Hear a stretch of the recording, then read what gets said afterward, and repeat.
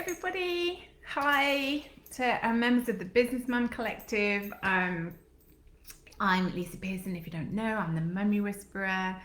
And I have been in business pretty much forever and long enough for me to be really cynical about some of the stuff that business coaches are telling people at the moment. And I'm going to have a rant today because I'm in that kind of ranty mood, and I'm going to tell you some home truths that you need to know and some of the things that they're telling you that are flat out wrong. And let's get it going. Okay, so when you're pricing your services, okay, I understand that there's a cost of living challenge, I'm calling it right now. Doesn't mean you can't make money, doesn't mean it won't work, but it does mean I think you're going to need to rethink some of your prices, question some of your prices, and so on. Okay, if you're new into the industry, let me break myth number one. If you are new into the industry, you cannot go off and create an online program or a group program and create passive income just like that. It's not going to happen. You also cannot go off and charge thousands of pounds with very little experience just like that.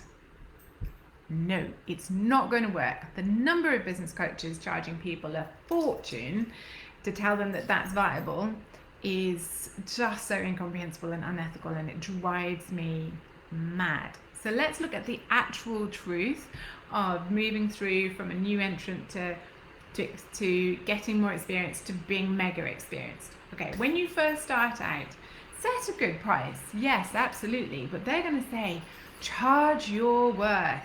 Absolute rubbish. Charge what is going to get people through your doors. You want social proof and you want experience. Put a price that you know is fair and then discount it down, because what you need is experience. Yeah? Okay, I know you've been taught the talk, but you need to actually work with people.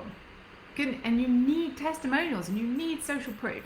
Okay, you're going to move from that new entrant era pretty soon. The more people you work with, you're pretty soon going to get to the point where you're charging an hourly price.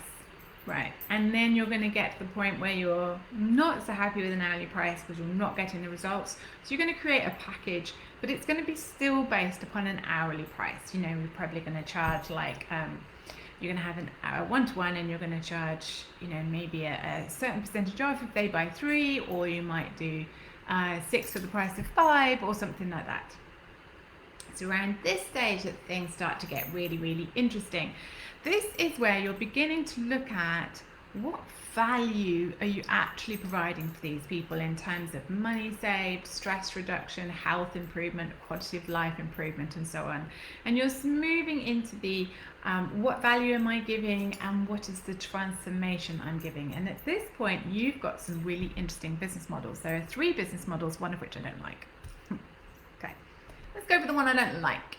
The one they all tell you to do: run a group program. They say run a group program. You can even not have finished creating it before you start promoting it, then create it, and be running it at the same time as creating it. Okay, if you're a mum, don't do that. The amount of pressure, I know it's going to be quick, but the amount of pressure that you're going to face if you're promoting, creating and delivering a program all at the same time is off the scale. I'm not saying you have to get everything perfect, you can polish it all later, but if you have worked with enough people, you know what's going to go in the group program.